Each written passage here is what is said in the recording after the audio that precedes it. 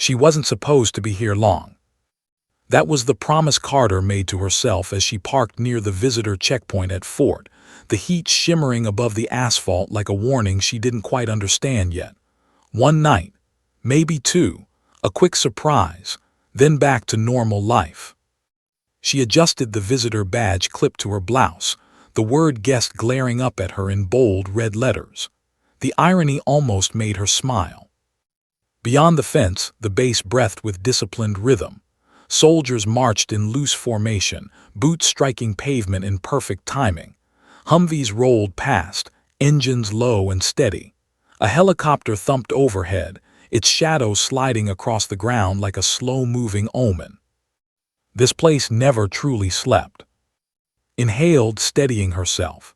She told herself the tightness in her chest was just nerves. 8 months apart would do that to anyone. 8 months of missed calls, short video chats, and letters that tried too hard to sound normal. Then she saw him. Staff Sergeant Mark Carter jogged toward her from between two low concrete buildings, his uniform dusty, sleeves rolled, a grin spreading across his face like sunlight breaking through cloud. For a moment, everything else faded. "Em," he said, breathless, pulling her into a hug that felt stronger than memory. "You're really here." She laughed into his chest, breathing him in. "You left me no choice. You stopped answering your phone." "Training," he said, still smiling, though his eyes flicked briefly over her shoulder, toward the perimeter fence. "Noticed." They walked side by side toward the recreation building, Mark pointing things out like a tour guide. "That's the motor pool. Don't wander there. And that tower, best view on base if you ever sneak up there." "Ever?" she teased. "I thought I was just visiting." "Yeah," he said, "just visiting." But his tone wasn't casual, it was careful. His gaze drifted as they walked. Guards stood at intervals, rifles angled down but ready.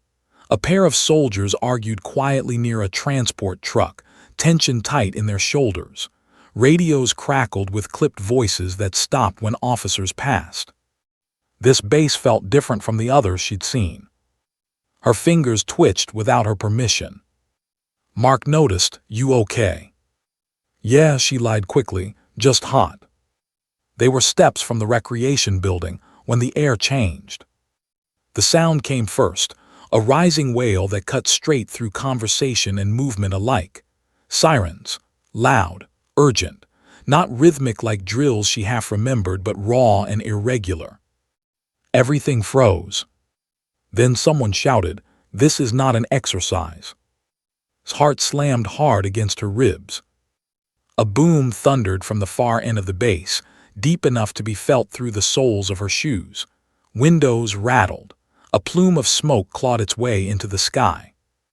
Mark's hand tightened around hers. All humor vanished from his face. He said, voice low and sharp, "Listen to me." Another explosion echoed, closer this time. "You need to get inside. Now. Lock the door and don't open it for anyone unless it's me or an officer." "But what's happening?" she asked, fear rising despite her effort to keep it down. Mark was already backing away, helmet in hand, eyes scanning for threats. "Just do it." A gunshot cracked through the chaos, clear, unmistakable. Flinched. Mark turned and ran, disappearing into a surge of armed soldiers moving with frightening purpose. She stood there for half a second too long, staring after him, the sirens screaming overhead. Then something inside her, something old, buried, and dangerous, stirred awake. And Carter realized this visit was about to become something she could never forget. The door slammed behind as she stumbled into the recreation building. Hands shook as she threw the deadbolt, the metallic click sounding thin and useless against the chaos outside. The room smelled of disinfectant and stale coffee. A dozen civilians and off-duty personnel clustered near the walls, faces pale, eyes wide. "What's going on?" someone cried.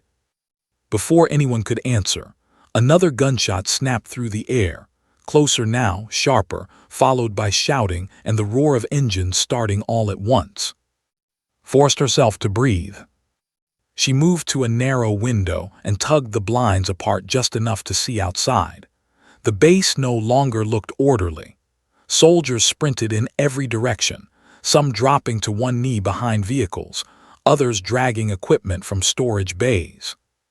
Smoke curled upward from the motor pool, thick and black. Then she saw the first body. A soldier lay motionless near a concrete barrier, his rifle several feet from his outstretched hand. Two others crouched behind a Humvee, firing toward the perimeter fence. This wasn't a drill. A woman behind sobbed softly. A man kept whispering the Lord's Prayer under his breath. Someone tried to call family, only to curse when the signal failed. Barely heard them. Her vision narrowed, locking onto the fence line. Three figures moved there, dark shapes against the pale concrete, dressed in black tactical gear. They weren't running. They were advancing with controlled steps, covering angles, communicating with hand signals. Professionals. Her stomach tightened. One of them knelt and fired a short burst. A guard on the tower jerked and fell out of sight. Another attacker crouched to plant something at the gate, too careful for vandalism, too deliberate for chaos. His fingers dug into the windowsill. A memory flickered uninvited. A gravel range at dawn, a voice behind her shoulder saying, "Slow is smooth. Smooth is fast." She shook her head hard. No, not now, not ever again. A blast rocked the building, throwing dust from the ceiling tiles. Someone screamed. The lights flickered, then steadied. Backed away from the window, pulse roaring.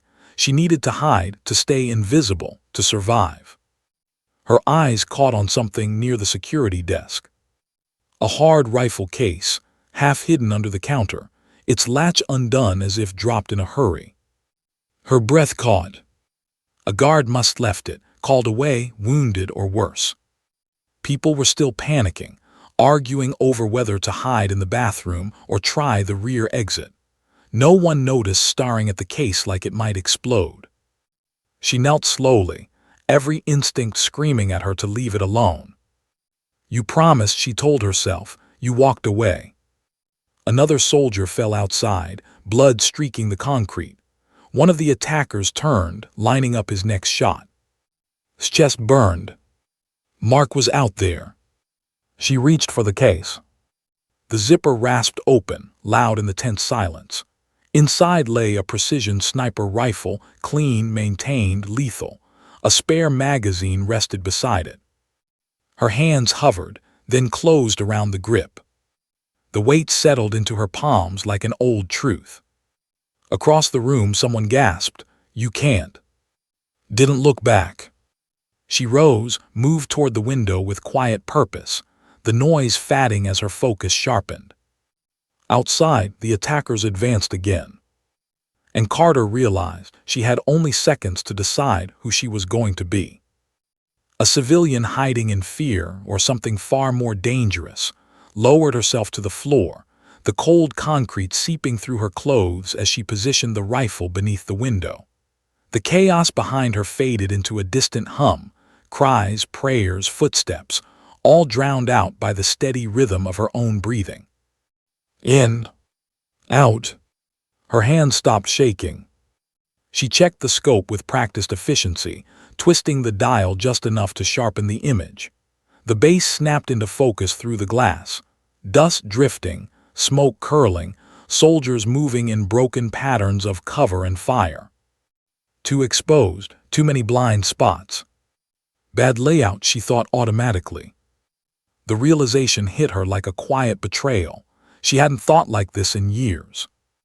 Outside, one of the attackers shifted position, climbing the ladder of the nearest watchtower.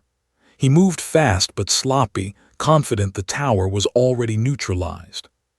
Tracked him without conscious effort. A voice whispered from her past, an instructor's calm murmur in her ear. Wait for the moment they think they're safe. Her finger rested on the trigger, not pulling, not yet. She forced herself to look away from the scope. Her reflection stared back from the darkened glass, eyes sharper than she remembered, jaw set, expression stripped of hesitation.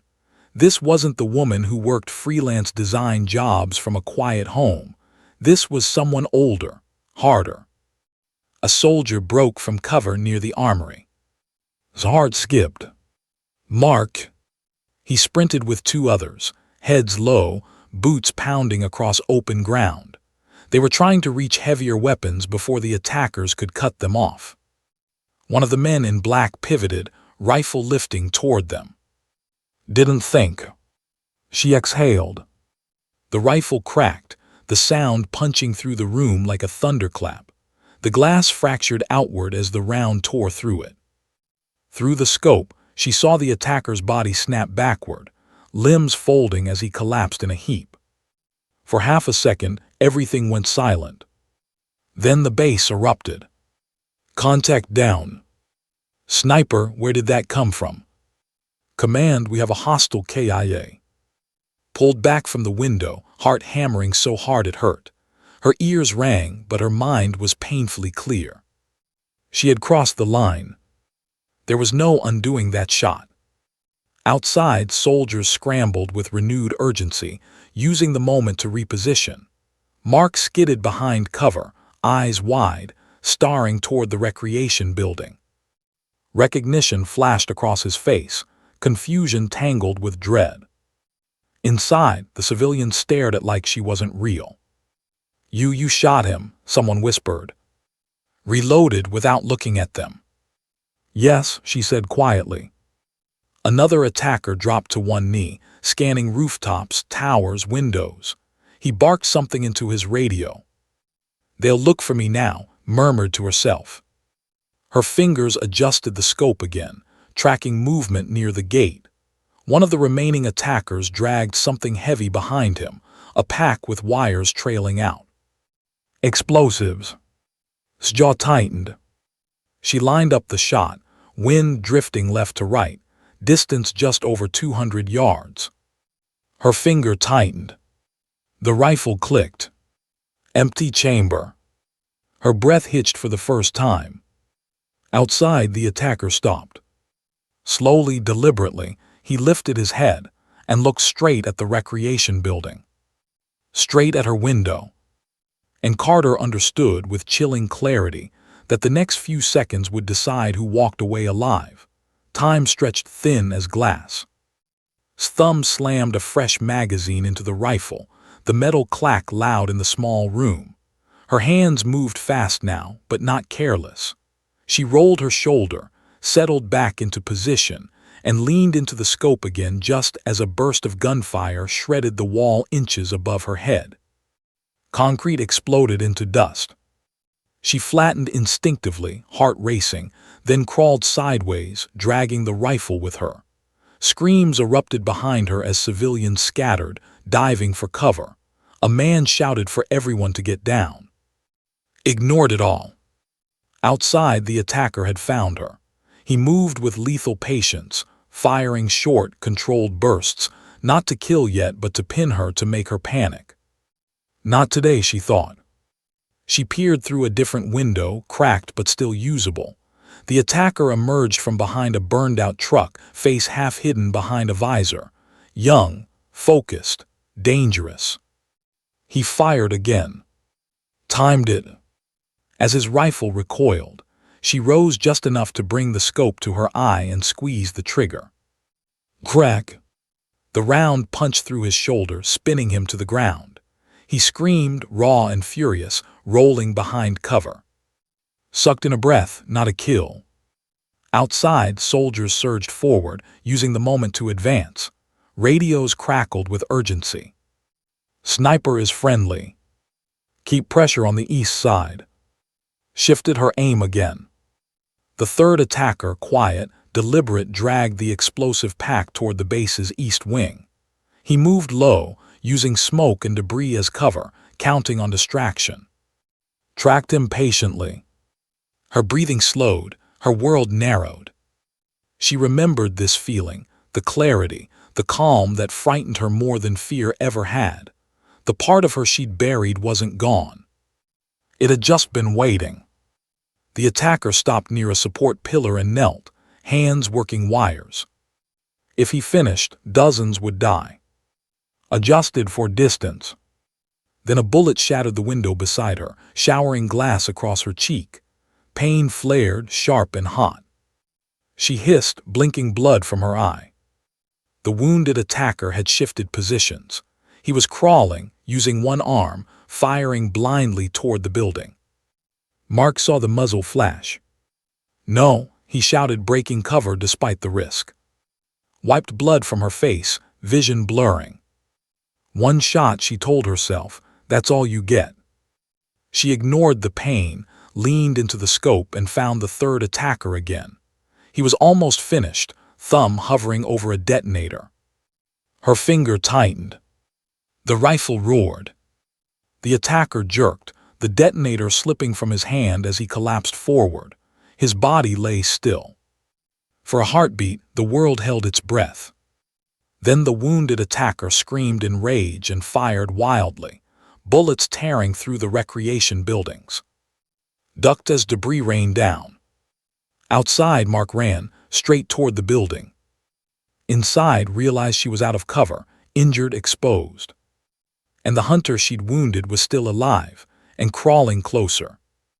With one last, desperate magazine left between them, glass and dust fell around as the last attacker dragged himself from cover, firing in short, sharp bursts. The recreation room shook with each hit, plaster cracking and windows splintering. Civilians screamed behind her, huddled under overturned tables, some sobbing, some praying. His heart pounded like a drum in her ears. She forced herself to breathe slowly, methodically. Every movement counted. One wrong twitch, one stray bullet, and it would all be over. Her eyes found him, the attacker crawling toward the east wing door. Young, cold, determined. He raised his weapon again, scanning for movement. He hadn't noticed her yet, and she planned to keep it that way. Ducked low, rolled, and leveled the rifle at him from an angle. Her hands were steady now. Muscle memory surged through her veins, the hours of training she thought she'd left behind in another life. Then she heard Mark's voice outside. "Cover the east exit, move up." Her stomach twisted. Mark was running straight toward the danger zone, unaware that the last attacker had a bead on him. Exhaled, there was no time. She raised the rifle to her shoulder, scope pressed to her eye. The crosshairs settled perfectly on his chest. Her finger tightened. A crack echoed. The attacker froze, one hand clutching his shoulder as he slumped to the ground. But as he fell, his hand brushed the small pack strapped to him. A click. Stomach dropped. The pack, it had a detonator, a real explosive, and he had almost activated it. "Mark, get down," she screamed, abandoning the scope, firing blindly in short bursts. The attacker ducked, but shots pinned him long enough for Mark to skid behind a stack of crates. Dust and smoke choked the room. Rolled again, heart hammering so hard it felt like it might tear through her ribs. She grabbed the rifle's last magazine and jammed it in. Through the haze, the attacker raised himself once more. This time he wasn't crawling. He was upright, deliberate, staring at the building, staring at her. Froze, eyes locking on his. It was a silent battle now. No bullets, just intent. They measured each other through the debris, each aware of the other's skill. He smiled, a thin, merciless curve of lips, and raised his detonator high. His blood ran cold. She couldn't miss, not now. She aimed, held her breath, and squeezed the trigger. The shot hit squarely, knocking the detonator from his hand. He toppled forward, hitting the ground with a thud that echoed like a drumbeat in her skull. Silence fell over the east wing. The smoke swirled, dust floated, and the last attacker lay unmoving. Sank to the floor, chest heaving, hearing Mark's heavy boots approaching. He said, voice shaking, You saved us." She looked at him, blood on her cheek, sweat on her brow, heart still hammering. "I had to," she whispered. Then the explosion came, not at the east wing, but further down the base. The attacker's backup had planted charges elsewhere.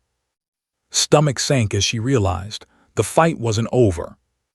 And for the first time since she arrived, she wondered if she would survive the night. The world erupted in smoke, flame, and chaos. Hit the floor, ears ringing as the east wing shuddered violently.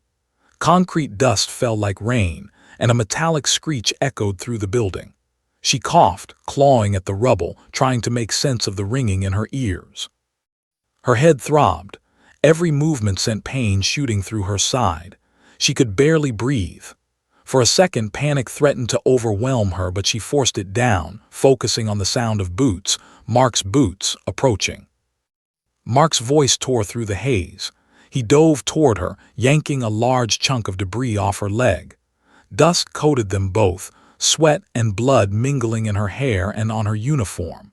He pressed her close, fear and relief etched into his face. "You're alive," he whispered, voice breaking. "I thought."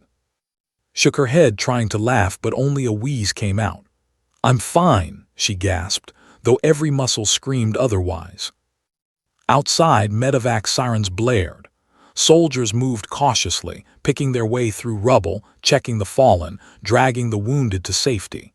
The attack had ended, but the damage was real.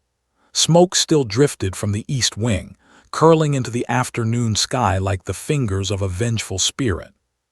His eyes fell on the rifle lying beside her. The weapon she had held, fired, and relied upon to protect lives. Mark followed her gaze and froze. Recognition and awe passed over his face. "You," he breathed, his words barely audible over the sirens and shouts. "You're a sniper." Forced herself upright, leaning against him for support. "I told you," she said quietly. "I didn't have a choice." The commanding officer arrived, a tall man with a hard face softened by disbelief. He scanned the room, then looked at. "We owe you our lives," he said, voice steady but heavy. "Your actions saved this base." Looked away, hands gripping the rifle tightly. She couldn't answer. She didn't do it for medals. She didn't do it for praise. She did it for Mark. She did it because she could, and because if she hadn't, dozens of lives would be gone. Mark held her, letting her lean against him as the base slowly reassembled around them. Soldiers helped the wounded. Smoke cleared. Dust settled. But the memory of the gunfire, the explosions, the faces of the attackers, and the precision of her own shots stayed locked in her mind, a constant thrum beneath her ribs. A young officer approached cautiously, notebook in hand. "Ma'am, can you tell us exactly what happened?" Shook her head. "I wasn't supposed to be here," she whispered. I was just visiting my husband." Mark placed a hand over hers. "And you just saved a base, and probably the country," he said, trying to lighten the moment. His voice shook. Gave a small, ironic smile. "Don't make me sound like a hero." Outside, helicopters buzzed as medevac crews lifted the injured. Smoke still curled from damaged buildings. Soldiers patrolled the perimeter, eyes sharp, scanning for any remaining threat. And somewhere deep inside, the part of her she had tried to leave behind, the soldier, the sniper, the survivor, stirred. Awake, alert, ready. The attack was over, but she knew, with a cold certainty, that the aftermath would be far more dangerous than the battle she had just survived. Because the world would now want to know who the mysterious sniper was, and Carter was not ready for that spotlight. Not yet. Not ever. And as she looked at Mark, she realized that surviving the attack wasn't the hardest part. Keeping her secret and protecting the life she had built would be the true fight.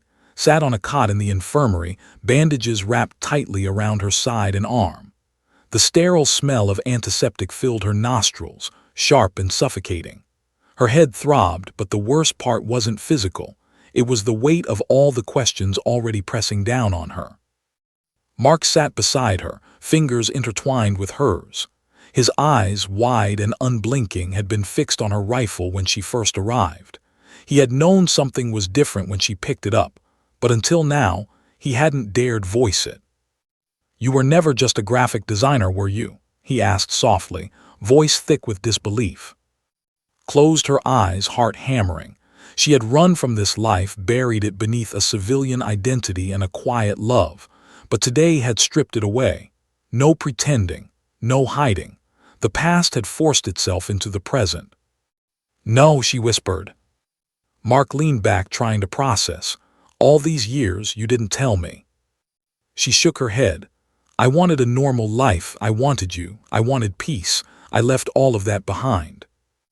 A silence settled between them, heavy and fragile. Outside, base personnel moved with quiet urgency, cleaning up the remnants of chaos. Listened to the faint murmur of radios and shouted orders. The world had survived because of her, but she didn't feel like a hero. She felt like a ghost of someone else. Then the door opened and a small group of officers stepped in, faces serious, respectful, and wary. The colonel leading them locked eyes with, "Ma'am," he began, "your actions today were extraordinary.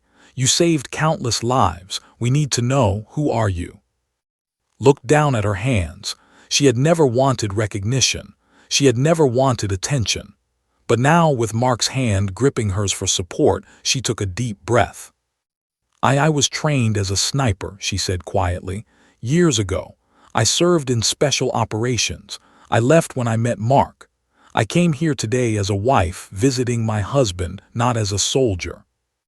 The colonel nodded slowly, absorbing every word. "You could have walked away, but you didn't. You acted." Let her gaze meet his. "I did it for him," she said. Her voice was low but unwavering. "I did it for my husband." Mark's grip tightened, emotion breaking through his calm exterior. "You saved everyone," he said, voice quivering, "and you risked yourself for me." Outside, news crews were already gathering, rumors spreading of a mysterious sniper who had saved Fort. Soldiers whispered among themselves, colleagues casting sideways glances, trying to piece together the identity of the unknown savior. Watched quietly, refusing to rise. She didn't want medals. She didn't want interviews. She didn't want fame. She only wanted to stay in this small room, in this fragile bubble with Mark, and pretend for a moment that the world could wait. But she knew it wouldn't. The colonel stepped closer, voice low and measured. "We'll handle the recognition discreetly if that's your wish. But know this, your actions today will never be forgotten. The base and this country owes you more than we can ever repay." Nodded, looking down at her bloodied hands. The rifle sat in the corner of the room, silent, clean, lethal. She had fired 3 shots that changed the course of the attack, 3 shots that had saved countless lives. And yet she felt hollow. Mark squeezed her hand. "You're not hollow," he said firmly. "You're incredible." Met his eyes, trying to reconcile the past and the present. The soldier she had been, the wife she had become, and the woman still standing in the infirmary, they were all parts of her now. Outside, the base buzzed with activity. And somewhere, the world was already starting to ask questions about the mysterious sniper who had turned the tide of the attack. Carter knew she would have to answer those questions eventually. But for now, in this small room with Mark beside her, she allowed herself a single, precious thought. She had survived. And she had done it for love. But even as she let herself breathe, a cold whisper edged the back of her mind. The world would not stay silent about today's events. And one day, everyone would want to know exactly who she really was. Weeks later, Fort hummed with routine once more, though the memory of the attack lingered like a shadow over every building, every road, every watchtower. Soldiers moved with cautious precision, checking and rechecking perimeters. Medics trained their eyes on small details, and commanders discussed contingency plans in low voices. Stood on the edge of the base, watching the sunrise burn the morning sky orange and gold. Her uniform had been cleaned, her bandages replaced with lighter dressings. But the rifle, the one that had saved the base, her husband, countless lives, remained locked away in a secured armory. She had touched it once just to feel the familiar weight and then stepped back. Mark joined her, silent at first. He wrapped an arm around her shoulders, pulling her close. "You know," he said, voice gentle, "they're going to find out. Everyone will know what you did." exhaled slowly. I don't want that, I never did. He kissed the top of her head. I know, but the truth has a way of slipping out no matter how carefully you hold it. News crews had begun circling the base in the days after the attack. Rumors leaked. A mysterious sniper, a visiting wife, a soldier-turned-hero. Social media buzzed with speculation. Soldiers whispered, families asked questions, and somewhere in the distance, someone was writing the story of the woman who had changed the fate of Fort in a single, precise moment. Stared at the horizon, letting the wind tug at her hair. She thought of the attackers, the young man with the detonator, the men moving with deadly precision. The chaos she had once feared would overwhelm her. And she remembered the calm she had felt in the scope, the clarity of purpose, the realization that instinct and love could drive someone to do unimaginable things. Mark squeezed her shoulder. Do you regret it? He asked. Shook her head. I regret that it ever had to happen, she said softly, but I don't regret what I did. He smiled, though his eyes were still heavy with the memory of the attack. You saved lives. You saved me. Turned to him, letting the sunlight catch the edges of her face. I came here just to visit you, she said, and it turned into the fight of my life. Mark laughed quietly. Only you could do that, only you. The base was alive again, soldiers marching, vehicles rolling, helicopters thumping in the distance. But the story of the day's attack had already taken on a life of its own. Fort would remember it forever. And somewhere, locked in the armory, the rifle waited silently. A deadly tool, now a symbol. A reminder that courage often came from the most unexpected places. Knew the world would eventually demand answers. They would want names. They would want medals. They would want headlines. But for now, she let the silence hold her, the quiet after the storm, and the knowledge that she had done what no one else could. She had come as a visitor. She had left a mark that would echo far beyond the walls of Fort. And in every whispered story, every astonished glance, every retelling of the attack, one truth would remain. The day Fort survived was because of the woman who only came to visit her husband, and a single, impossible shot fired in the perfect moment.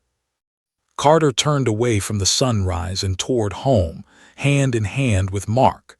Outside, the base carried on, the world slowly catching up to the legend of the sniper who had never intended to be a hero, but had become one anyway.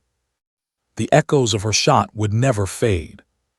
And neither would she.